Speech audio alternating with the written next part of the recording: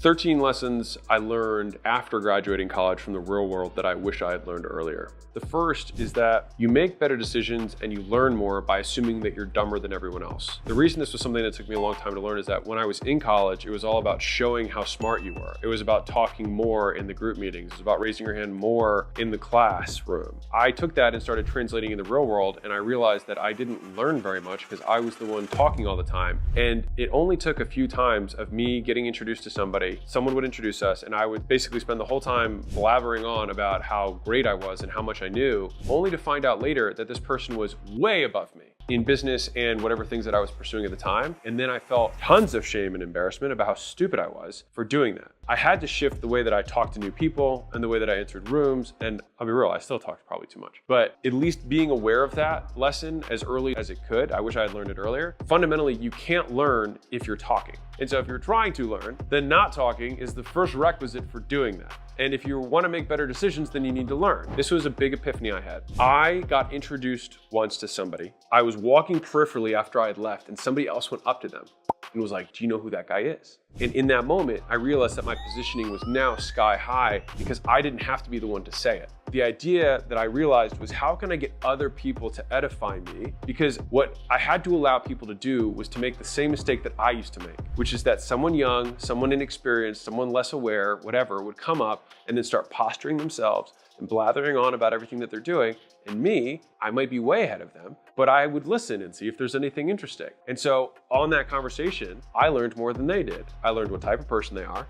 I learned where they're at with their career. If they had anything interesting that would be worth following up with. They learned nothing. They felt good about themselves. And then later would feel bad about themselves when that other person went over and told them. And so I was like, of these two scenarios, which would I rather do? Would I rather have someone have a conversation with me and then not know who I was, but be able to learn? Because that's the worst case scenario. Or would I rather blather on, learn nothing? Either I am above them and then they're like, well, fuck that guy, he brags, or I'm below them and I'm the moron. So I stopped doing that. So that was lesson number one. Lesson number two was that the hardest respect to earn is one's own. What I realized, and this was something that was really hard for me, is that I had a pretty bad reputation in the very beginning of my college career and all of my high school career. And it was because I drank too much, I was irresponsible, I slept around a lot, and I wasn't representing the type of person that I wanted to be. And so I felt ashamed of the behaviors that I did, but I didn't change them. And so it was only through a conversation I had with my father where I said, how do I change my reputation? How do I get these people to stop saying this stuff? And I thought there was some like PR marketing angle that I could take, that I could control the narrative. And he said, why don't you stop being a piece of shit? And he said that in his own words. And I was like, that can't be it. I'll figure out a way. When parents talk to kids, they're listening, but they're not listening. That really stuck with me, and I started thinking about it. And so I said, like, well, if I wanted to be somebody who was respectable, what would I do? And so then I tried to start acting in that way to be someone whose respect, my own, I would earn. And so when I started doing that, nothing changed externally. People still treated me like I was a piece of shit, and they were probably right. But my behavior began to change, and then slowly, so did my reputation. But it started with me trying to respect myself first, and then others begin to respect me as a result. If you want to control what people think, control what they say. This is the third lesson I learned, and this is more of a business/marketing lesson, but if you want to talk about products and services, you have to equip people with the words to describe what you have. Because otherwise you're asking them to solve the problem of how to describe your business. And if right now you can't even figure out how you're going to describe your business and you own the darn thing, how do you expect them to do it in a half second when they're telling their friend? And so this is really about equipping people with simple language so they can communicate what you do. So for example, at acquisition.com, the mission when I started the business was to document and share the best practice of building world-class companies. Most people don't know what that means. And so I have now, and we probably will, shift the language to make real business education available to everyone. They functionally mean the same thing, but giving people the words to describe it in a way that they understand allows me to give them words that they can explain to somebody else. You get more out of reading one book that's great 5 times than out of reading 5 mediocre books. I don't read many books. And what I mean by that is I buy lots of books. I skim most of them and quickly realize that it's not worth reading. And so then I toss them aside, because just because someone wrote a book doesn't mean you need to finish it. It has nothing to do with you. It means that they didn't organize it well. I have found that books that are older in general tend to be better because the reason the person wrote it was a different intention. They wrote it because they wanted to transmit knowledge to the next generation. Whereas the people who write books now are either writing for money, writing for notoriety, or writing them to sell other shit. If you find books where the author is actually writing because they want to convey knowledge to the next generation, those tend to be better books in my experience, because the intent is to actually teach, not to persuade. Slight difference. When you do find those gems, I have realized that if I read something once, end to end, I still don't know it yet. I will read a book 2 times, 3 times, 4 times, 5 times until I can teach the book when I feel like it is worth learning. And then once I have like squeezed the book for everything that it has to the point where I can convey the message to somebody else, like I can teach the concepts of the book, which is something that I've done many times, or I'll actually make a presentation on the book so that I can wrap my own frameworks around how I can remember it. That's where a lot of these frameworks come from, is because it's me trying to make sense of the world in a way that I can remember. If your behavior doesn't change as a result of reading a book, then it means you've learned nothing, which means it was a waste of time. And many people who read books are just wasting their time because their behavior doesn't change. And so I consolidate. Once I find something that's good, I plug everything I possibly can into it and suck the juice out of it so that I can change my behavior as a result, which comes from the frameworks and how I think about it. How deeply do you understand the knowledge of the book? There's a handful of books that if you just did them for the rest of your life, you would win. Because if you just did How to Make Friends and Influence People and you put it into your DNA, you would be successful. Number 5 is that most champions do not have something that you do not. They lack something that you have. It's a different thought process, because if all of us have the exact same hours per day, it means that they're allocating their time differently. Many times they eliminate things that you are still doing. They have sacrificed more. They have given up things that you have continued to have on your tree as branches that are distracting from growing up. Champions, when I look at the people who are further ahead of me, they're even more ruthless with their time. They even have lower tolerance for friends, family, people around them that are not at the bar that they hold themselves to. For me, going through college or when I was younger, I always thought it was about adding to your plate, saying yes to everything, saying yes to opportunity, say yes, say yes, say yes, when all I did was I just completely got distracted and spread super thin. What most champions have is singular focus, and they're willing to say no to everything else. And that took me too long to learn. 6 is that goodwill compounds faster than money. Like, if you actually think about what goodwill is, it's that you have positive sentiment and you have a degree of influence over a person's behavior. That's what goodwill is. If one person has goodwill with you and then shares your stuff with somebody else and you create goodwill in that next person, you can double your goodwill or 10x your goodwill in a matter of 12 weeks. 10xing your money in a matter of 12 weeks is very, very unlikely. Goodwill, because it's based on audiences and humans, can compound significantly faster than money can. And when I realized that that goodwill could be translated into money, if I so desired at a future date, then I realized that rather than focusing on the money that I'm trying to make today, why don't I focus on the compounding vehicle that compounds at a much faster rate than money does, that compounds tax-free, by the way. Building the audience is tax-free. And then when you choose to have the conversion event, you can do that at your own choosing. But if you focus on the audience, you focus on the goodwill, that will grow significantly faster than any kind of monetary move. But you can still translate that later into money when you want. 7 is that you're going to die. 2 weeks after you die, most people will have forgotten about you. And 6 months after you die, no one will talk about you. And if they're not caring enough then it certainly doesn't matter what they think about your life now. Because if that's the most significant event that's going to happen in your life, which is that you stop living, how much credibility or weight should we give to other people's opinions on what we should do with our lives? In my opinion, very little. Unless the person has a vested interest in seeing you succeed, and the context to provide the advice, most of the times it's just worth ignoring, because they're trying to live their own life and they're projecting their own beliefs and experiences on you. And you spent all this time trying to improve your own view of reality through the beliefs that you've shed and shifted that they have not. And so what they believe to be true is what they're casting onto you. And if you don't like the life they have, then I don't think it's worth listening to. 8, extraordinary accomplishments come from doing ordinary things for extraordinary periods of time. This is just me speaking about me, but when I was younger, my action showed that I was more impatient. I always was willing to sacrifice what I had today to get the quick buck. I was shifty like that because I just thought that was how it worked. I thought there was some shortcut I didn't know about. And I would see the guys on stages being like, this is what we do. We do the basics and we do a lot of it. I was like, they're just trying to hold the secrets back. And I'm here to tell you that that is not true. Like, I wish I could go and shake my college self and be like, if you do one thing for a very long period of time, you will get very good at it and it will compound onto itself. And maybe I would listen to me. If future self showed up in my living room now, I would totally listen to him. But you know what I mean? And so I can't do that. So the next best thing I can do is try and shake you by the collar. The thing that makes the action extraordinary is the commitment to it, not the nature of the action itself. Working out and doing reps is not extraordinary. If you saw one set of a workout from me at the gym, you wouldn't think, oh, this guy is amazing. Look at them quads. It's the fact that you do it for 20 straight years is what compounds on itself. If you listen to one guy make one phone call, you listen to one Major League Baseball player one at bat, nothing about that is extraordinary. It's the dedication to doing it over and over and over and over again, despite feeling like there's better opportunities, despite people approaching you with new and exciting things, but saying that you're committed to the original vision you had and that reality has not changed in such a way that your need to beliefs are no longer true. You said, I believe that X, Y, and Z is true. And as long as that remains to be true, then I will continue on this path for an extraordinary period of time. And that, not the action itself, but your commitment to the action is what makes someone extraordinary. 9, if it's worth doing, it's worth doing well. This is a really great saying. I shortcutted so much stuff when I was younger. I just wanted to like get it done, rather than doing it well. There's kind of 2 ways you can take the saying, which is why I like it so much, is that if it's worth doing, it's worth doing well. Because many times I was doing things that were not worth doing. I didn't have the time to do things well because I was doing so many things that were not worth doing. The first criteria is, what problem are we solving? What am I hoping to accomplish? Is this worth doing at all? Because if it is worth doing, then I have to understand that to do it, right, to do it well, it's gonna take this much time. Now, given that, is it still worth doing? And if it passes that test of A, being worth doing in the long haul, and because it is worth doing well, then it gives us this lens through which to see the activities we do so that we can prioritize the things that will make us the most money or get us closer to the goals we have. And so younger me had more energy than me does now. I make way more money than younger me did. And it's because I do fewer things and I do different things than I did then. And now, if I write a book, I'll take a year on writing the book, because if it's worth doing, it's worth doing well. Because I understand that taking 1 year today will mean that that book might sit and sell and distribute itself to millions of people over the next 50 years or 100 years or after I'm dead, compared to me just putting words on a page that are pretty good and then shipping it. And I think the vast majority of people don't get the difference between good and great. The ocean between good work and great work is vast. It's 5 times, 10 times the work to go from something good to something great, which is why you have to be really selective about the few things you choose to do that are worth doing, and in being worth doing well.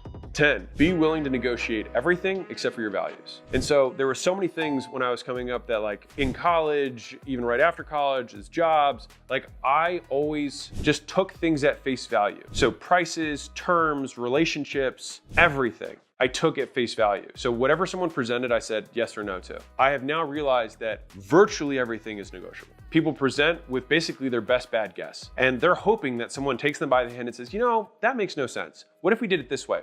What problem are you solving? What problem am I solving? And then ask the right questions to get someone else's true desires and wants. And then knowing what your own true desires and wants and what you're willing to give up allows you to make better deals. And so I used to think of negotiating as a zero-sum game, and it's not at all. You can find a way where both parties get better than they were before, which is the entire point. That is how negotiating works if you're doing it well. And so I didn't understand that. I thought everything was an arm wrestle. I thought everything was like this for that, tit for tat, like no give. And I also thought really short about it. I was trying to get one over. I was ruthless with vendors. I swung the other direction. So first I didn't negotiate anything. And then I found out you could negotiate, and then tried to get everyone to give me their last penny. But then I realized that this long-term doesn't create good relationships, and they will not be loyal to you at all, which long-term has a more negative impact than giving them the extra 10% and having an amicable relationship. You want to negotiate everything except for your values. I negotiated everything in that second example, including my values, because I was doing business in a way that was contrary to the values that I wanted to espouse, wanted to embody. Because the deals we do with acquisition.com, for example, like I could probably ask for significantly more than I do. And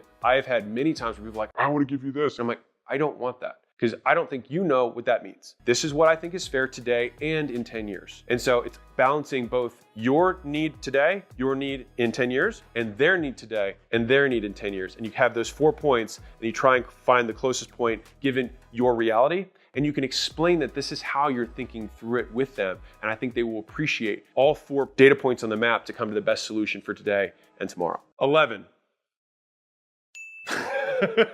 Humility. This is a big one because I want to be a different voice on this, because I have heard all over the internet recently people saying humility is stupid. If you looked up what the word means, you wouldn't want to be it. Because if you look it up on Google, it says thinking less of oneself. This is why looking and defining terms is important. Because if you look at Merriam-Webster, for example, it's lack of pride or arrogance. I don't think people would say you wouldn't want that. I was like, no, I think people are okay not being prideful or arrogant. I think that's okay. But even more so, and the definition that I have taken on is actually the exact opposite of that, which is it is not decreasing your regard for self, but increasing your regard for others. That's from Clayton Christensen, who was a Harvard professor, goat of a human. I thought that posturing when I was younger was the thing that would get people to like me. But what I realized later was that you gain status by giving more to the group than you get. This is especially true for guys. It's probably true for girls, but I can't speak to that. If you want to gain status, the way you do it is by sacrificing more for the group than everyone else does. If you want to gain status in a company, you give more to the company than anyone else does, more than the company gives you back. Because what do? They reward that behavior.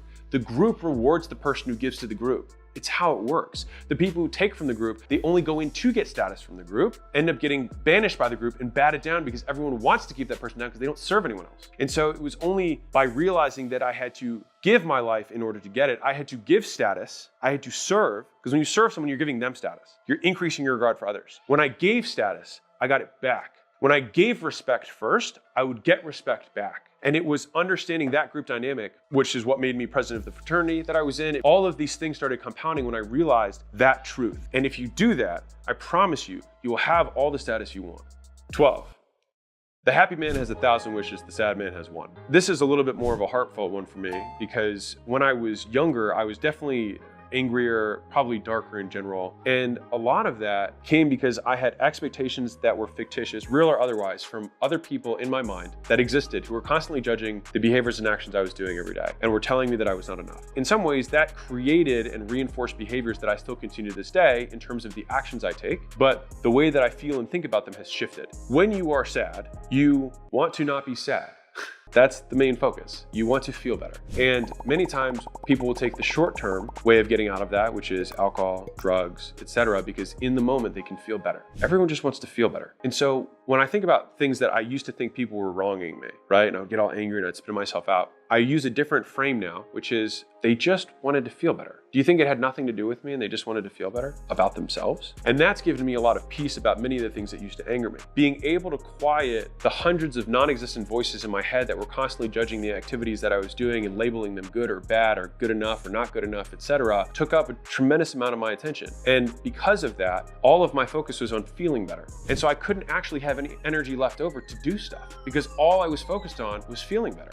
And all I was spending all my day was in my head trying to not feel like shit and doing both short and long-term things to do that. And so it was only when I came up with the mantra, which I have said before, but fuck happiness, which sounds ironic because I said the person who's happy has 1,000 wishes. But in choosing not to admit the deficiency between my current state and the future state of what I desire to be, I was able to accept where I was. And then the deficiency of not being good enough, not being happy enough, disintegrated in my mind. And then I was able to focus on just doing things. And then when I started doing things, I started making progress. When I started making progress, I started looking back and feeling proud of how far I'd come. Because it wasn't about the many voices outside, it was about the only one that mattered. And so that shift is what I think genuinely from a spiritual standpoint is the thing that was able to give me the strength to do some of the things we have done. But I wouldn't have been able to ever start on this path because I was paralyzed about what I thought other people were going to think about me, only to realize that they weren't thinking about me at all. 13, failure leads to learning, learning leads to success, success leads to complacency, complacency leads to failure. And so a lot of times I remember used to thinking that like there was a destination, but I think the actual entrepreneurial cycle, it's not a destination, it's not linear, it's cyclical. And so that's why I talk about entrepreneurship in terms of seasons, because there are cycles where you learn a lot, right? And I used to say this a lot where I'd say, either the business is growing or I am. Either I have learned lessons and I am applying those lessons to the business and the business is growing, or the business is not growing and has problems. And now I am the one receiving the lessons from the business. And until I learn the lesson that I'm supposed to learn, the business will cease to grow. Until I have learned this lesson, until I beat this boss at this level. And the difference between video games and real life is that sometimes in order to beat that boss, you're not doing it in 10 minutes, it might take you 10 years. Recognizing that you are not above the cycle, but that cycle is inevitable because you have failure, learning, success, complacency. The goal is if you can identify that, how quickly can you get back to learning success, and try and skip the complacency step altogether. It still happens to a degree. When I can start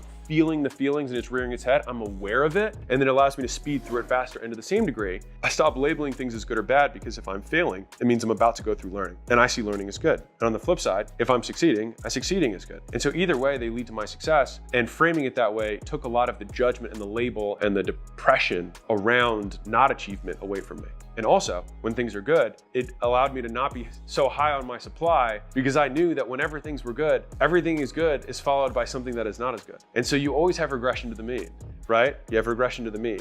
And so if things are amazing, then it means they can only go down from here. If things are terrible, it means it can only go up. 14 is that I would pay any amount of money to make obvious truths real for me. There is a reality that no one can see right now, true reality. And no one can see it because we are shaped by the many things that we've been told throughout our lives, and many of those things were not true. Much of the path of entrepreneurship, in my opinion, is shedding these false truths so that you can see the world more clearly. If you see these business people who are super far ahead and all of a sudden it's like they can lose it and then they can get it all back again and things seem so seamless for them, it's because they have a more accurate view of reality than you do.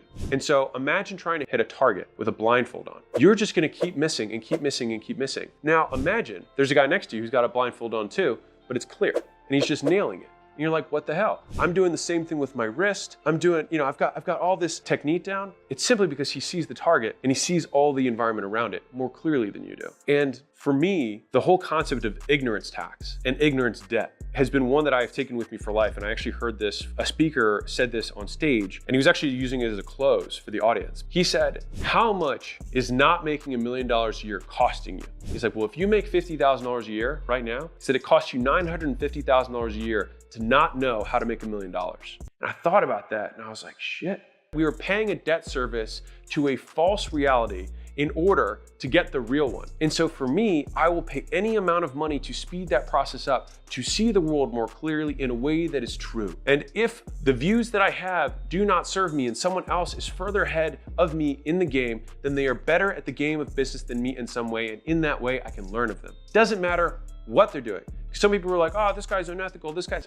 You can learn from everyone. If they're making more money than you, you can learn from them. And so taking that and taking my ego hat off, right? Taking my ego hat off and saying like, I'm the student here. This guy's better in some way. What does he believe to be true about the world that I don't? Or what do I believe to be true that isn't? And simply trying to observe to see those realities is something that I will always pay for. If you're a company and you're doing $10 million or more, acquisition.com would like to help you get to 100 million. If that's you, go to acquisition.com. Everybody else, enjoy all the free stuff. There are 14 massive money mistakes that people make in their 20s that you do not want to repeat. And this isn't one of those, don't buy an iPhone, buy an Android bullshit. Like if you make these mistakes early, you will have to pay for them for years. The good thing is that you can avoid them very easily. Number one, underspending on education and overspending on status. When you're in your 20s, you probably aren't balling. And the amount of people on Instagram I see with their check mark that they bought in front of a Lambo that they whatever, like we all get it. They're full of shit. We understand. The people who matter are not impressed. If I wear a $200,000 watch, all the buddies that I have don't give a shit. The guys who are ahead of you, they want to see you eating shit,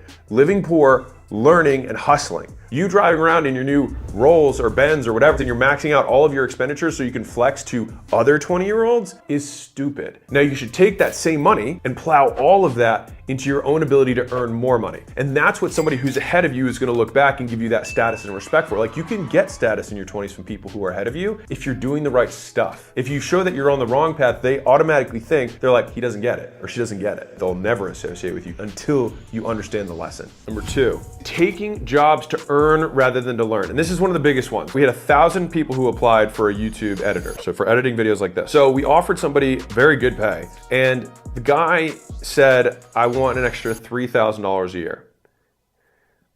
Missing the fucking plot. What he didn't understand was that he was in a season of learning, not a season of earning. He might be able to go somewhere else and get 30%, not even 3,000, 30% higher. The people who are gonna pay that premium are paying the premium for everything you know and have nothing to add to you. If you're taking your jobs right now in order to earn, it's not the right season. You're trying to cash in early. The earning potential of you getting an extra $10,000 a year or $25,000 a year in your 20s is so inconsequential on the long time horizon of the skills that you should be learning right now. 3 is that you save money. That is a mistake. Hear me out. You want to save money in your 20s, but not actually save it. You want to not spend it or blow it on shit, and you want to put it into a separate account, but that money you want to invest, not the dollar cost averaging S&P or whatever it is. You can do that by all means. It's a great way to like have some money later. But if you want to become filthy rich, which is hopefully, what Mozi Nation is here to do, you want to invest that money into you and your earning capacity. Right now, you make so little that the money doesn't matter. So like if you save $500 a month, save $1,000 a month, you can put that into the calculator and look what it's going to be in 70 years and like, cool. One, it doesn't factor in inflation. So when people see that they're going to be worth $4 million in 60 years is also worth like $1 million today. Think about how much more you'll get back if you spend $10,000 this year and then you double your earning capacity or you triple your earning capacity. Instead of saving money to invest in assets, invest in the number one asset, which is you, and increasing your earning potential. Number 4, decide how much you're going to invest first before you spend money. Prioritization comes from taking, that's literally prior, it comes first, right? It's that you take the money off the top and you say, this money has been prioritized for my learning, my education. And then whatever you have left, that you can spend. All that money, that account, you can let it stockpile up and then you see something that you want to learn and then deploy the capital. Not what do I have left at the end of the month, can I afford it? you've got this big pile of gold over here that every month you plow into, and then when you see the opportunity, you make the decision, you pull the trigger. Number 5, automate the investing, and you want to manualize the spending. You want to lubricate how easy it is for you to invest in yourself, and you want to make it harder to spend on shit that never comes back to you. Dave Ramsey talks about people having cash rather than credit cards. You actually feel pain when you buy things in cash compared to using credit cards. The harder it is to buy something, the less you buy.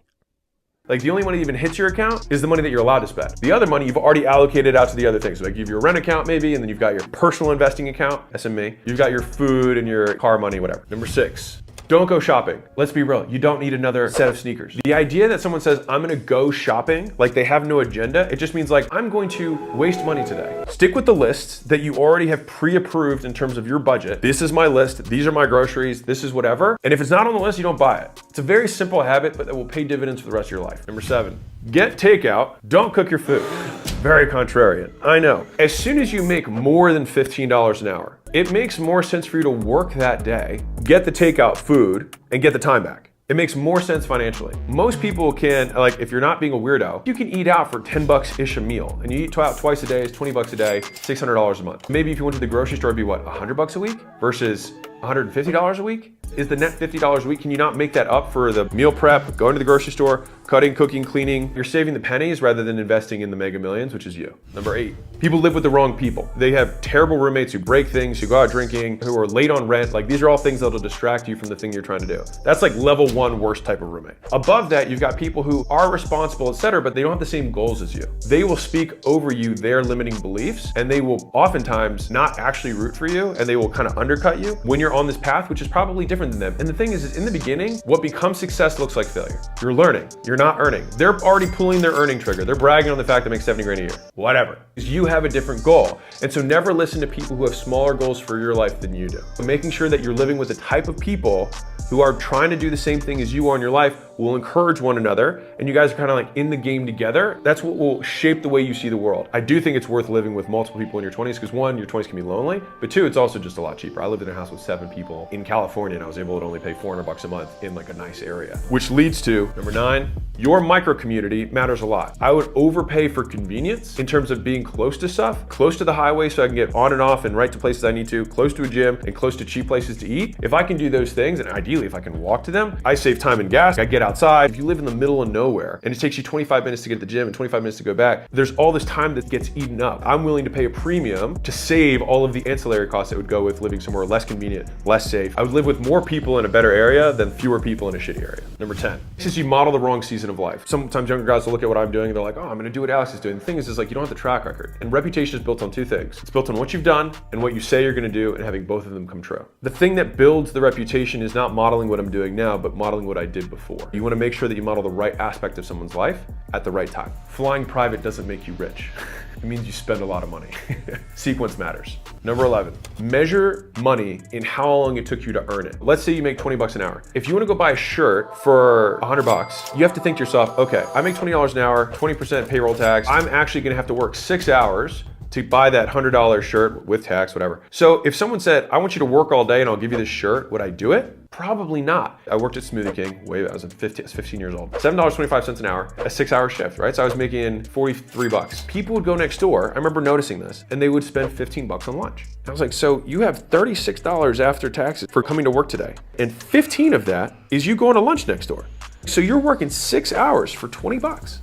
Number 12, get competitive with money around what you're saving, not what you're making. So I told you, this is a season of learning, not season of earning. To know what you're gonna learn, you have to budget towards your investment. Rather than thinking I'm making $5,000 a month and spending $5,000 a month, meaning I'm profiting personally 0, say I'm saving $2,500 this month to invest in me. I've had people who I know have been making hundreds of thousands, even millions of dollars a year and have nothing.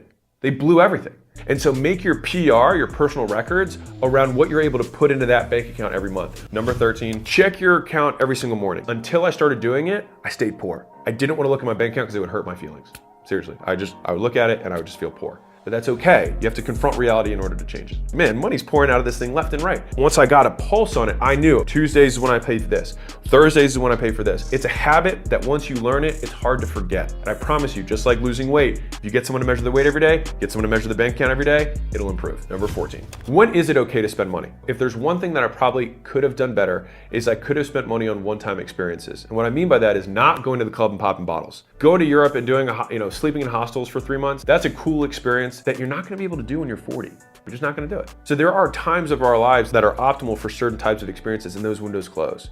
And so if there are experiences that you can only do in your 20s, I wholeheartedly support them, but you want them to be things that when you're 80, you're proud of. Giving yourself permission to spend on an experience in a limited fashion. You don't wanna drain your entire investment account, right? You wanna go see the Grand Canyon for 3 days, go to the Grand Canyon. If there's some things that are a little unique to you, I think these are the times that you can do that, and it's worth spending the time and the money to do it, even if it's not financially makes sense, because at the end of the day, you're gonna die, it's not gonna matter anyways. 42 recession-proof money secrets. And if you don't know who I am, my name is Alex Hormozi. I sold 2 of my companies last year for $46.2 million, and my current portfolio at acquisition.com is over $200 million a year. And I wanna take 10 years of money secrets that worked in both boom and bust economies so that you can save the decade and apply them today.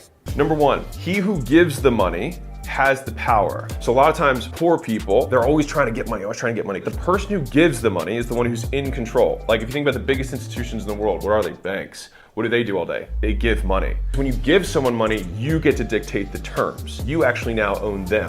Number 2, never trade reputation for money, because you can get money back, but you can't get reputation back. If you think about reputation as something that compounds over time, the longer you have it, the more you build it, the more it compounds unto itself. It is your brand, which allows you to do more deals, do bigger deals, do them faster. The moment you lose the rep because you traded it for money in the short, you cut the compounding, and that's where all of the gains in life come from.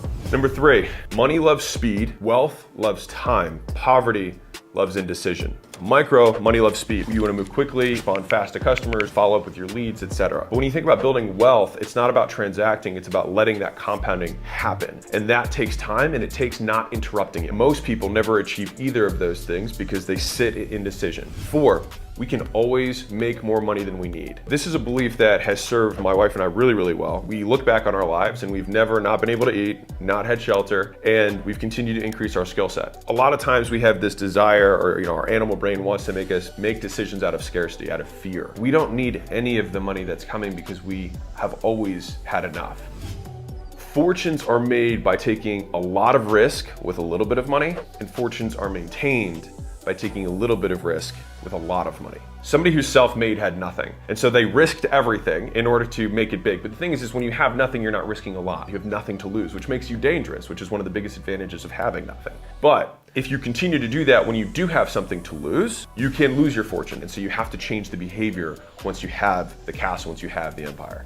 6, money flows where attention goes. If you spend time thinking about fashion all day, your attention's going towards buying clothes. If you think about cars all day, it's going towards your car. If you're thinking about your business all day, it should be going towards your business. Pick one thing, go all in, because you only have so much juju. Think about it like a magnifying glass, and you're the sun in this instant, and you've got to burn a hole to get through to the next level. If you're spread across too thin of an area, you never get enough concentrated heat. Most people have the potential, but they don't have the focus, which is why they can never break through. 7, your home life and your business life have to be aligned money-wise. So you can't try to grow a business and reinvest everything here while you're living a super lavish lifestyle trying to flex. It has to be aligned. All of our business rules around money are also our home rules around money. And so if we don't live with any debt within our personal lives, we do the same thing within our business lives. 8, ignore money advice from poor people. This may sound ridiculous, but let me say it differently. Ignore money advice from your dad or mom who are poorer than you want to be, from your good friends who are poorer than you want to be, from people who have smaller dreams for your life than you do. The reason that rich people can lose everything and then recreate it is because they see reality more accurately. The reason people can't make money is because they don't see reality the way it actually is. Most of life is trying to pull these rocks out of our vision so that we can see more clearly. 9, it's always easier to buy than to sell. You want to get into a stock, you want to get into something, you can buy it instantly. You want to get into a real estate deal, you want to get into a business, you have to be extra careful. You want to put all the slow on the buy, and you want to put all the lubricant on the sell. 10, money is fickle. Money is jealous. It sticks and goes to the person who pays it the most attention. Money comes into the system, but there are these grooves in the ground where it all eventually flows up to the few people who pay it the most attention. Someone gets paid, they go buy their groceries, the grocery person has to go buy for the supplier buys it from whatever, but the person who has the access is the one who pays it the most attention, is the one who it sticks to at the end. 11, we stay poor until we've learned all the lessons that poverty has to teach. People stay in poverty, but they're not trying to pay attention to like, what lesson do I need to be learning that I'm not? Actually taking action, learning how to save money at a basic level, personal finance. What's up, guys? It's Graham here. These are the lessons that we have to learn in poverty to get out of poverty, and until you do that, you don't beat the level. 12, frugality drives innovation. Even when you have money, one of the best things to do, in my opinion, is constrain your resources, constrain time. It'll force you to think creatively to solve problems without using money as the solution. And if you have constraints right now on time and or money, don't see it as a disadvantage, because it's what people who do have money try to get into to solve problems. And the only thing that's at the disadvantage is thinking it is. 13, think once before investing, think twice before spending. Investing is something that you're putting money into that is going to give you a return of some kind. It's either going to give you a skill that's going to increase your earning capacity, or it's going to be something that's going to quite literally give you a return in terms of it's going to be yield or worth more in the future. Spending is something that's going to never be worth more in the future, and it's going to be consumed. 14, money flows to the person who needs it the least. The rich get richer because they don't need it. And because they don't need it, they have leverage. You have to sell not from your own wallet, but from the person in front of you. Come to the table with other options. It's the person who needs nothing who's the person who has the most power. And that's where the money will go. 15, we make money. Our money does not make us. You start tying your self-worth to your net worth. Then your net worth itself becomes a liability to your own self-esteem. It is my ability to make money which is what creates my value, not the money itself, because the money itself can be taken. My family was in the Iranian Revolution and everything they had was taken. All it takes is one government saying, oh, all that land, all those cars, all those homes, those are ours now. And that's it. And so a lot of people have this idea of legacy and permanence that's just an illusion, which is why we make our money doesn't make us. 16, it may be an amazing opportunity, but not our amazing opportunity. One of the things that I needed early on was permission to not do things. Because in the beginning, you don't know how to do anything. You're analysis paralysis and you just get scared. And once you get over that, the problem is that your yes muscle becomes too flexed. You start saying yes to everything. We should do this thing and we should do this thing together. You say, dude, I think it's an amazing opportunity. I just don't think it's my amazing opportunity. And it's gotten me out of so many situations that I know long-term wouldn't have been good for me. 17, we control the money flow wherever possible. People who have a lot of control, payment processors. Everybody thinks they're amazing until the day you can't process money. And so the idea is the further upstream you can go, the more leverage and control you have over the money. Banks get the money and then they give it back later. The person who's furthest upstream in the money has the most power over it. 18, always have a no shit fund. Me knowing that I can take whatever risk I want and I am still protected and everything that I have for the rest of my life is taken care of, gives me a lot of peace, which allows me to be more aggressive, be more offensive. As soon as you can, have your oh shit fund, whether it's 3 months, whether it's 6 months, start putting that away, that nut, so that you can go more on the offensive. 19, the biggest eroder of wealth is ignorance. Not knowing how to make $1 million is costing you whatever you make every year minus $1 million. And so if you make 50 grand a year, it costs you $950,000 a year to not know how to make $1 million, which is why I put so much money into paying down this invisible hand that's been suppressing my income my whole life, and yours too. 20, you get paid for the value you create times your ability to negotiate divided by how hard you are to replace. If you provide something that's very valuable and you're very good at negotiating, but somebody else can provide the exact same thing as you for a tenth of the price, you still don't have that good of a negotiating position. Making money is capturing a percentage of the value that you create for other people. 21, mistakes love a rush decision. I've trained myself now enough that like when I feel FOMO, I pause. FOMO means slow go. Mistakes love a rush decision. And so it's just one of those easy beliefs that has slowed me down and has saved me so much money. 22, leverage comes from not needing the other person. And more specifically, leverage comes from needing nothing. You can't control somebody who needs nothing, right? If someone needs nothing, you have no influence over them. How do I become that person? The monks do it by relinquishing everything and needing nothing. And the rich man does it by satisfying all of his needs and not needing the deal on the other side of the table. In both of those situations, you create leverage. 23, markets take longer to adjust than you expect, and then they move faster than you can imagine. The Big Short, if you saw that movie, the guy was shorting for like 4 years. And he's like, the math doesn't make sense. The bubble kept going, bubble kept going, bubble kept going. And then it happened faster than people imagined. We have to be comfortable with the fact that we might have to sit in discomfort for an extended period of time before what we believe to be reality is reflected. 24, money is a game, treat it as such. You can't win the game if you don't know you're playing one. The wealthiest people in the world see money as a game. They don't even use money to satisfy material needs because they already have it. How can I adopt that perspective earlier on in my career? Thinking about things in terms of personal bests, bank account PRs. What gets measured gets improved. You can get someone to lose weight just by simply getting them to weigh themselves every day without giving them any advice at all. Just if you pay attention to it, it will start sticking to you. 25, don't bet the empire for a pot of gold. Even though you might have this opportunity here, it's never worth risking the whole pie. And I can't tell you the amount of times where I'm like, man, if I went all in on this thing, money-wise. So the thing is that you can go all in on your attention, but I wouldn't go all in on your money. 26, always do a starter deal with new faces. So this is a hard one. One of your friends comes to you and it's like, dude, I wanna do this Airbnb thing, or hey, I've got this. Do a starter deal first. You gotta see how these people are. Everything should still look great on paper. Everything should still make sense. They should still be amazing characters, etc. You still mitigate your risk by saying, first deal I'm gonna do with you is a small deal. 27, trust is worth more than a bigger return. Trust lubricates deal velocity. Trust compounds. You don't wanna take all the meat on the bone because you wanna have a long-term relationship. When I talk to partners, when I talk to business owners, how they talk about the people that they do business with tells you a lot about them and how they do business. When I talk to somebody and I'm like, hey, why don't you do this? They're like, hey, these guys have been good to us for a very long time. We've had a very good relationship for 10 years. That is something I respect a lot. And that is what people who have money act like. Poor people are always trying to win over everyone over and over again, and they never get any trust from anybody, which means they have no compounding relationships. 28, money is not a zero-sum game. The older I've gotten, the more I'm like, how can I get onto their side of the table and both make money together? Why don't we both take a big piece of this upside rather than slice up a pie that's in front of us? 29, never take a standard deal. There's always a better one. There's always a better deal, and a lot of times you just have to ask for it. Hey, this term and this term and this term are things that are concerning to me. Is there anything we can do about these? Remember earlier, leverage comes from not needing the deal. You have to be willing to walk away. And I can't tell you the amount of times that I've walked away from a deal and the person comes back after saying, well, I can't do a deal. And I'm like, cool, no worries. And they come back 3 or 4 days later and they're like, all right, man, I'll do the deal.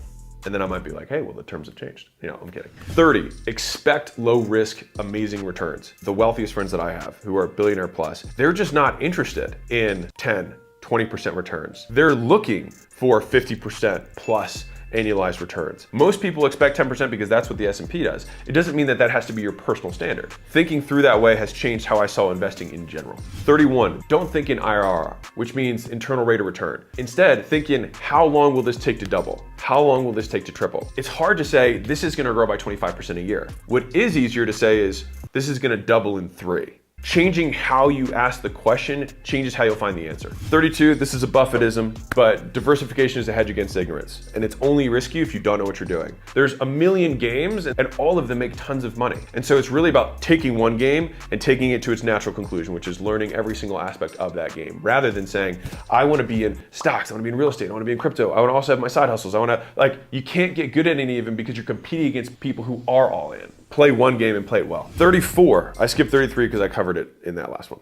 Returns are in the terms. Everybody who's watching this, if you make money doing anything that's a side hustle, I'll pay you $1 billion for your business, but it's on my terms. And I can make that deal every time and not lose money. Understanding the terms of the agreement and how many different ways you can make terms. And the only way you do that is through having the conversations and trying to structure it from learning from other people. 35, whenever possible, use house money. If you have the opportunity to recoup your principal and still have money in the game, do that. Then you can get super aggressive with the investments and things like that you're making, but you're doing it on house money. You're doing it with no chance of losing principal. 36, always know how to get your money back. You have to know the exact way of doing it, not just like, oh yeah, I can get my money back. It's like, no, but how would I do it? Walk me through each of the steps so that I have full understanding of how this would work. If they actually don't mean it, then they won't have a way to do it and you'll be able to sniff something out immediately. 37, cash flow is king, all right? And that's both on a personal level and on a business level. So for you, your cash flow is gonna be dictated by your income minus your expenses. It's really your savings flow. If there's one thing that you get from Money Rules is that you'd be switching your metric towards what am I saving every month rather than what am I making every month. 38, buy for forever. This is a Warren Buffett and Charlie Mungerism. Charlie says, the money isn't made in the buy or the sell, it's made in the wait. If you could never sell anything you buy, when you are buying, you could never get out of it, then you buy differently and you buy super long. And then ultimately that's what doesn't interrupt the compounding process and that's what unlocks huge wealth later. 39, you heard me say it earlier, but FOMO means go slow. You feel FOMO, it means slow down. It means take a second, give a breather, put some space between you and the decision. And the only reason you feel FOMO is because your time horizon is too short. 40, if you can't afford to lose the money, then don't use the money. If you're like, this is my last dollar, then it's probably not a good idea to risk it. right? Which is why we always have the oh shit fund. 41, peace of mind can be bought and it can be sold. If there are situations where you're like, man, this is gonna keep me up at night, don't do it. Peace of mind can very much be bought and sold, and I can tell you make much better decisions when you've got it. 42 and final. A lot of people think about diversification in terms of industry, but they don't think about it in terms of capital stack. A bank, for example, is at the top. It's a preferred creditor. There's a reason a lot of banks don't lose money, and it's because they're the first creditors. So you can think about diversification between like stocks, crypto, businesses, whatever. But you can also think about it vertically in terms of where am I sitting on the stack. If you think about those in terms of both types of diversification, when the tide goes out, you're the one who gets your money back first. I had a business owner reach out yesterday who's doing about $550,000 a month, and they were inquiring for us to become an acquisition.com portfolio company. And the conversation was really interesting, and so I thought I would share it with you. So we hopped on the call, within the first minute or two, after saying, hey, how's it going, et cetera. He was like, yeah, I had a bunch of clinics, and then COVID hit. We took everything to telehealth, and then our profit exploded, and it's been awesome. And I was like, well, that's great. And he's like, so what I'm thinking about doing is helping start a new business to help physicians improve their medical practices. And I was just like, huh. He was like, yeah, because you did this thing with gym owners and you kind of licensed your model out. I kind of want to do the same thing with physicians. And I sat there and I was like, this is going to be a really interesting conversation. And so after him going, giving his reasoning behind this, I was like, well, I have no interest in that business at all. And I was like, let me tell you why. I was like, first off, you want to enter an established marketplace that is incredibly saturated. The value proposition that you have is not based on like a ton of personal experience, right? You have a handful of examples. It's also not that unique. There's plenty of other people who do this same thing. And so you want to enter a space you've never been in before, have a new acquisition system, a value proposition that's not defined. It's incredibly saturated and there's nothing new. And I was like, I have no interest in this business. And he was like, huh. And I was like, but what I am more interested in is, why don't you want to take the thing that's making you $550,000 a month that you grew in 2 years and just take that to $5 million a month? Like, why aren't you doing that? And so he was like, well, honestly, I kind of got stuck and I didn't know how to grow it from here. And so it was such a nice point because there was a pause and you could almost like hear him saying it to himself and hearing him say it out loud. I was like, so let me ask you this.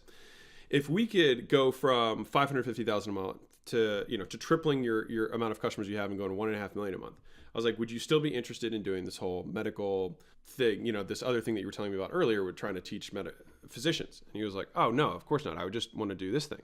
And I was like, okay, so to be clear, let me restate this. Because you got stuck in this existing business, you thought the solution would be, I will start another business. Not a good deductive reasoning pattern, right? And this is obviously a very smart individual, right? And I say this because all of us, right? I do this all the time, right? And this is going to be a repeated theme because it needs to be repeated, right? We need to be reminded more than we need to be taught. That is a saying that we have in my world, and I will pass it on to you guys, Mozi Nation. We need to be reminded more than we need to be taught. Do the boring work, repeat successful actions. And so if he's gotten to this point, or if you've gotten to a point in your business and it has plateaued, the question is, has it plateaued because this is true? Like, the only reason a business should plateau that is reasonable, that is not your fault, is that you have reached the total addressable market, as in you have saturated the total market of that thing. So for example, if you were selling dog food and every dog within this, maybe you sell a specific type of niche of poodle food, right? You've gotten, 70% of poodle owners to buy your food, and you can't grow any more beyond that, right? Well, that would be reasonable, but then you'd obviously just do a different type of dog, right? You'd hop verticals, right? So there's not even a reason, but it would be the only potentially rational reason would be that your market has changed. So a different example is a friend of mine owns a company that does newspaper advertising. All right, so they actually help newspapers translate their advertisements into digital products, which is pretty cool. So they are able to sell basically a whole new ad product to small businesses who want to buy ads, right? Which is, by the way, how newspapers make money. He could not grow his business because newspapers have shrunk by 25% year over year, which is 25% compounding the wrong direction. And he's been in that business for like 10 years. So now the market size is literally 5% of what it used to be 10 years ago. And so as a result of that, he was growing at an inverse rate to the shrinkage of the industry, right? And so he got to a point where he couldn't grow anymore than just basically servicing the ones that are still alive. And then as they fell, so did his business, right? And so that is the only logical reason that a business can plateau that is not in your control. And unless you're selling to newspapers, which you're probably not, the reason is much simpler, which is you just don't know how. And I'll tell you a different story that I had, and then I'll wrap this up at the end. So I was having a different conversation with a woman who was doing, I think, $4 million a year. And she was selling info products that were weight loss. So like weight loss info products. So like programs and ebooks and things like that, which is cool, right? She has a big following, all that kind of stuff. And I did a podcast with her, and after we got off the podcast, she was like, yeah, so these are my plans. I'm going to be doing like an apparel line and a supplement line and a cream line and a whatever, right? And I just kind of sat there and I was like, well, I think it's a terrible idea. She was like, she just looked at me across there. She's like, what? And I was like, yeah, I think it's a terrible idea. And she was like, oh. And I was like, why don't you just take the thing that's making you $4 million and make you $10 million? Why don't you do that? And the answer is the same as the first answer. I just don't know how. And I was like, right, well, why don't we solve that problem and then not create a new business? Why don't we just put all of our effort into solving that problem?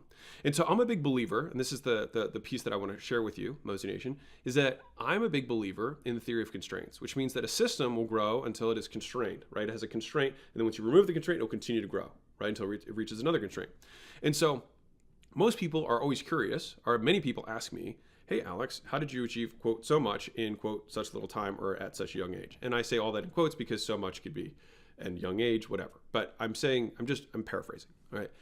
And I think that one of the things that we have done well is prioritizing what problems to solve.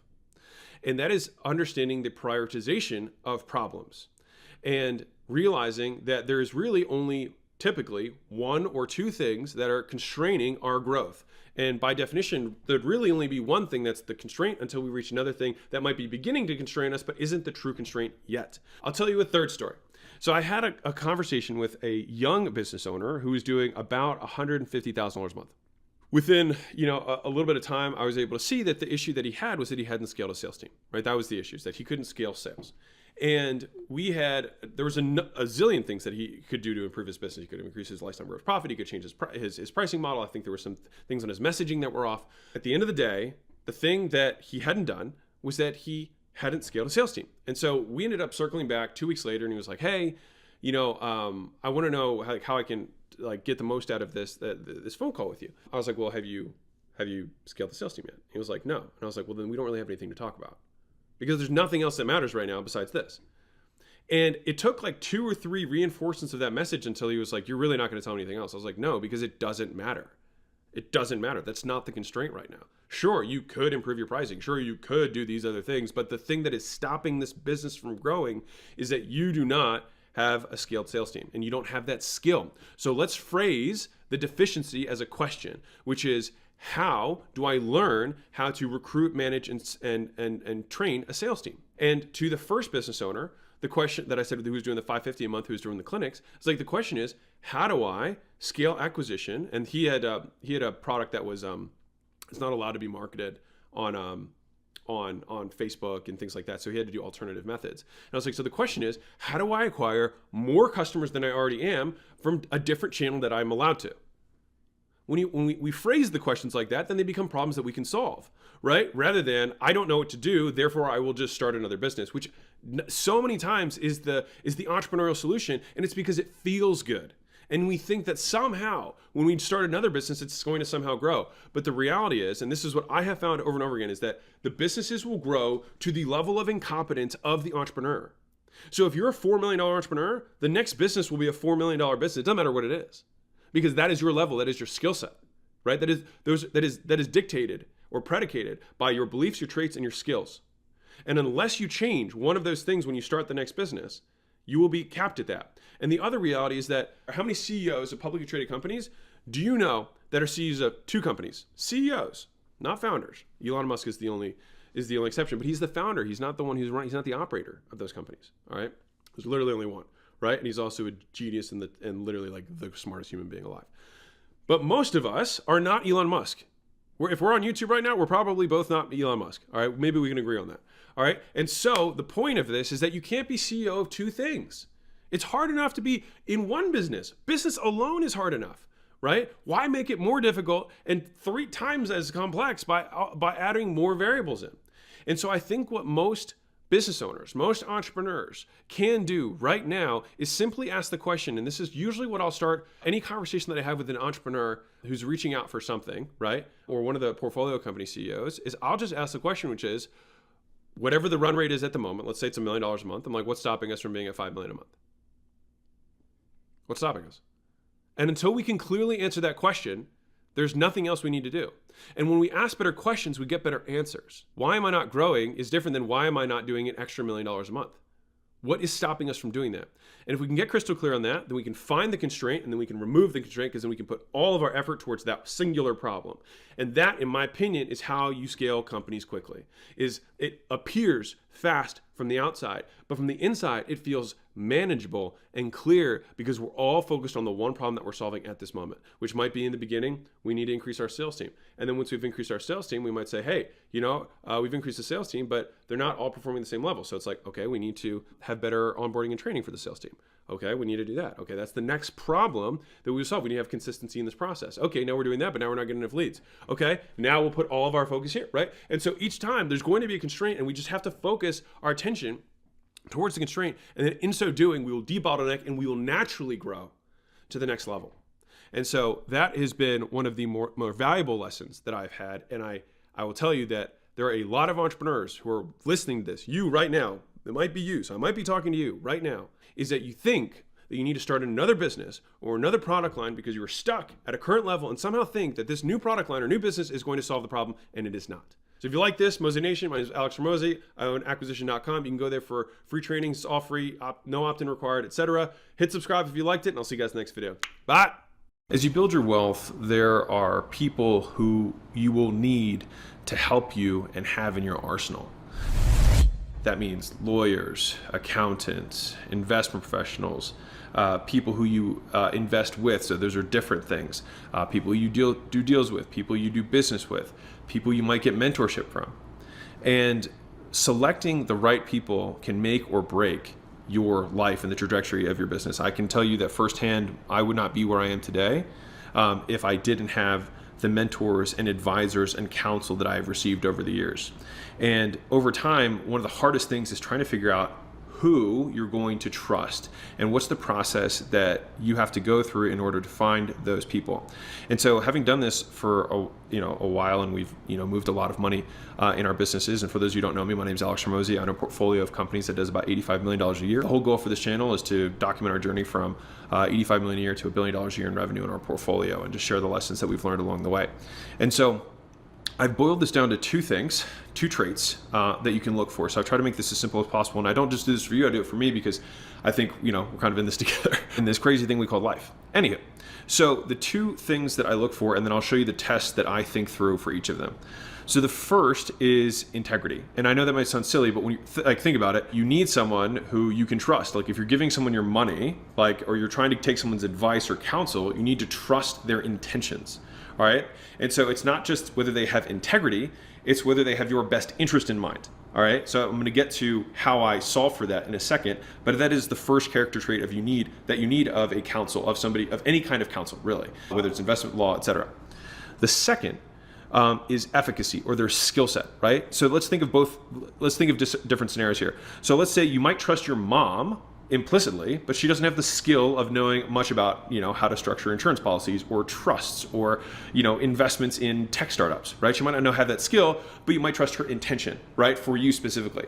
On the reverse of that, you might see that there's this person who's got lots of skill, is prodigious in this, but it also means that they know exactly how to screw you if they want to, right? Which is one of the double-sided things of being really good at something, right? You know all the details, you know how to write the agreement, structure the deals in order to make sure that you get the best outcome, right?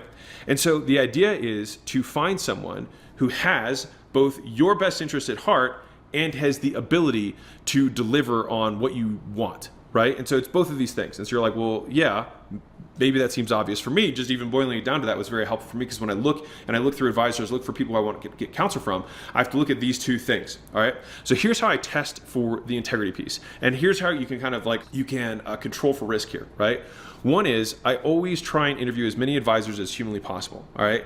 And I do that because I'm going to get as much information from each of the counsel during this process that will give me perspective from which to make a judgment, right? One of the biggest problems with this, like if you think about Julie, who's trying to lose weight, right? She goes in the gym and then she talks to 10 personal trainers. One personal trainer says, it's all about high fat, low carb. Another guy says, hey, don't worry about that keto stuff. It's all about high carb, low fat. And then another guy says, no, you really just need a balanced thing. And then another guy says, it's only about calories. It's only about counting your macros. And so you get this huge perspective so that hopefully you can make a judgment call. Otherwise, when you talk to the first guy and he says, it's all about keto, then you're like, well, I guess this is it, right? I guess these guys all have opinions, when in reality, there is a truth. You just don't have the perspective from which to make a judgment yet. And so the first step in this is that I interview as many as I possibly can from reputable sources. So this is where I reach out to my network, I make posts, etc., to try and get as many referrals as I can. All right. So that's step one. Step two for the integrity piece is that I try and have aligned incentives. Now, a lot of times there are incentive systems that appear aligned, but are not in reality. So let me give you an example. So in the real estate market, if you're a realtor, for example, you may think, oh, this realtor has my best interest at heart, right? Because they have an incentive to sell the house. And so that is why they're going to get compensated. So they want to sell it for as much as possible. But they aren't incentivized to sell it for as much as possible. They're incentivized to sell it as fast as possible and get a deal closed. All right. And so think about this. For you, selling a house for $500,000 that's worth $500,000 is a normal, that's normal. That's the market price, right? But for you to make an extra, let's say $25,000 or $50,000 would be really material. That would be a huge extra outcome for you. You would probably push a lot harder to get the extra $25,000 or $50,000. Now, let's say that you could probably sell it in a day at $450,000 because it's below the market value of the house, right? Now, here's what's crazy is that if a selling realtor, total, it might be 7%, 2% goes to the buyer and 5% goes to the seller. If 5% is going to your realtor, 5% of $500,000, right, is $25,000. Okay. And so for them, the $50,000 decrease to drop you from 500 to 450 means that they're going to give up $2,500. So they're going to make $22,500. So let me ask you a question. Now, in the reverse, if they sell for $525, they're going to get $27,500, right? And so it's a $5,000 swing off of a $25,000 nut for them, and one of them might take them 3 months, and one of them might take them a day. So what is their incentive? Their incentive is to make as much money as possible per unit of time. And so they're incentivized to sell as fast as possible. And so this is one of those things where you have to put your thinking cap on and say, are our incentives truly aligned? And so when we're looking at this, when I say there's two aspects that I look for counsel or somebody who's going to help me do something financially, legally, insurance-wise, whatever it is.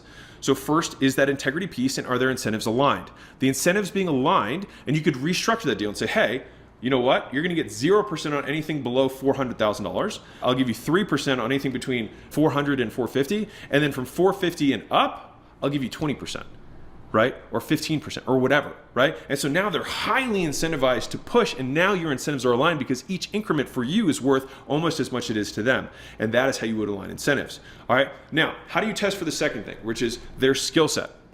This one's hard, all right, especially if you don't have the perspective from which to make a judgment, which when I enter new things, when I'm trying to learn about trust, when I'm trying to learn about investment things and different vehicles, I'm learning about storage units, I'm learning about you're like, oh man, there's so much stuff and there's so much nuance that you have to have, right?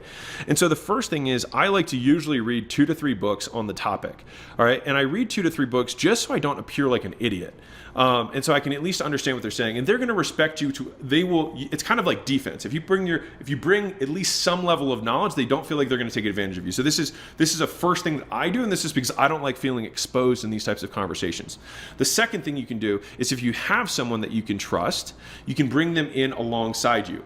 And the third thing that you can do, which is probably the most and highest recommended, is repeating the same action I said in the first hand, which is try and talk to as many of them as possible, and then you will gather the insights and you'll see the people who demonstrate the most expertise. And what you can do is take what one person says and say, well, what about this? And see what they reply with.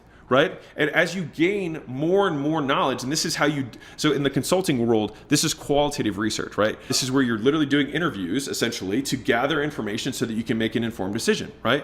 And so when you do these interviews, and this is the lazy part, this is what most people don't do, is they won't do this work, right? They won't take the time to interview 20 people or 10 people when in reality, these one decisions, the guy who you decide to, invest in their fund, or if you decide to buy this building or invest in a fund that buys X, Y, and Z, right? Or you have somebody who manages your portfolio, whatever it is, right?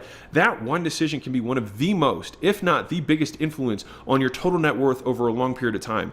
And people take more time to figure out where they want to go on vacation than where they're going to put their money. Right? And so my ask to you is that if you put these lenses on, think about both of these lenses. Lens one, do I think this person is integrous? Do I think this person has my best interest at heart? And then two, do they have the skill to deliver on that promise? Because I don't want my mom doing my investments. I know she has my best at heart, but she has no idea what she's doing. And then I don't want somebody who absolutely knows what they're doing and does not have my best interest at heart, right? Which honestly, unfortunately, is a lot more of the cases that you'll come up with. And candidly, a lot of times they're literally incentivized against you. In the insurance industry, they're kind of incentivized to rip you off. It's pretty terrible. And there's a lot of industries like that. Mortgage brokers are incentivized to rip you off. And so you really have to look at it from both lenses. And these types of decisions can make the biggest impact on your net worth and your financial future simply based on who you decide to work with. And so that is the framework that I think through when I'm looking for counsel, looking for trusted advisors. Final note that I'll leave you with. I was watching a video of Warren Buffett, and he talked about how his life and most people's life is more or less the same. He's like, I eat at the same fast food restaurants. I get the same desserts at Dairy Queen. I wear the same suits as you do, except, he's like, or at least they look cheap on me. He said, but one thing that he realized that was different about him is that he defines a successful life based on the number of people who truly love you when you die. And he gave a definition of that I thought was really powerful. And so one of his friends, I can't remember the name he said, survived Auschwitz. And he said that her judge of character of who was a true friend and who truly loved her was, would this person hide me if the Nazis were coming? And that's been such a powerful frame for me to think through, which is, it's not just, will this person try to help me? Lots of people try and help other people. But how many people help other people when their own lives are at risk just for helping because it's doing the right thing? And so I think when I think about that type of frame, the number of people I have in my life that meet that characteristic are far and few between. And I think that if you can trust the people that you do business with to that degree, you will be best served. And if I have to choose between the two, I would rather have somebody who I trust their intention, and I have an 8 out of 10 on the efficacy, than somebody whose intentions I am unsure of, and they have a 10 on 10 of the efficacy. So anyways, lots of love. Hope you